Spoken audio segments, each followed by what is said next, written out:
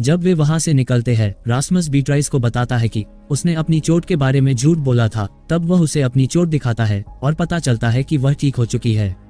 वह फिर बताता है कि उसने झूठ बोला ताकि वह उसके साथ कुछ समय बिता सके। बीट्राइस ये सुनकर चौंक जाती है, लेकिन दोनों अच्छे समय का आनंद लेते हैं। दूसरी ओर मार्टिन और बाकी लोग एक बंकर में पहुंचते हैं और जब वे अंदर जाते हैं तो उन्हें बहुत सारा खाना मिलता है। जगह की जांच करने के बाद सिमोन टेबल पर कुछ चित्र देखती है और मानती है कि बंकर में एक परिवार है जिसमें बच्चे हैं। वह फिर पैट्रिक को सुझाव देती है कि वह खाना बर्बाद न करे और इसे परिवार के लिए छोड़ दे। कुछ समय बाद पैट्रिक एक आईपैड पाता है जिसमें एपेलो द्वारा वायरस पर किए गए एक्सपेरिमेंट के वीडियो हैं। तब सिमोन भी वीडियो देखती है और यह जानकर दुखी हो जाती है कि उसके पिता इस एक्सपेरिमेंट में शामिल थे। पर जैसे ही वे वहां से जाने वाले होते हैं, अचानक बारिश शुरू हो जाती है और उन्हें अंदर रहने के लिए मजबूर होना पड़ता है। अगले सीन में पैट्रिक शराब पीता है और मार्टिन पर गुस्सा निकालता है कि उसने उसे दोस्त नहीं माना। फिर सीन फ्लैशबैक में जाता है जब पैट्रिक अपनी कार में होता है। पता चलता है उसके पिता ने उसे छोड़ दिया है। तब वह तेज म्यूजिक सुनता है और बारिश को देखते हुए सो जाता है। जब बारिश रुकती है तो वह ताज़ी हवा के लिए बाहर निकलता है, लेकिन अब उसे बहुत से लोग मरे पड़े हुए मिलते हैं।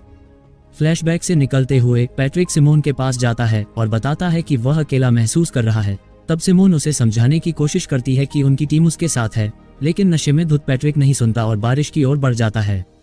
तब उसे देख सिमोन आगे बढ़ती है और किसी तरह उसे रोकती है, लेकिन तभी वह उसे चूमने की कोशिश करता है। पर जब सिमोन उसकी हरकत से पीछे हटती है तो पैट्रिक गुस्से में आ जाता है और उसे बारिश में धकेल देता है। कुछ ही समय में लिया और मार्टिन वहां पहुंचते हैं और जैसे ही मार्टिन सिमोन को गोली मारने वाला होता है, लिया बीच में आ जाती है और उसे रोकने के लिए कहती है।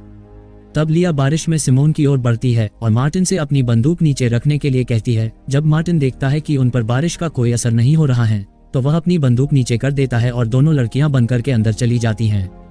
कैबिन में बीट्राइस और रास्मस एक दूसरे के करीब आते हैं। इसी दौरान कैबिन की छत से पानी टपकता है और एक बूंद बीट्राइस के चेहरे पर गिरती है। इसे देखकर बीट्राइस घबरा जाती है और रोने लगती है। तब वह रास्मस को उसे दूर धकेल देती है, पर रास्मस बीट्राइस के करीब आता है और उसे चूमता है, ये कहते हुए कि अगर वह इन्फेक्टेड हो गई तो वे एक साथ मरेंगे। इसके बाद दोनों अपने करियर का एक आखिरी मैच खेलने लगते हैं।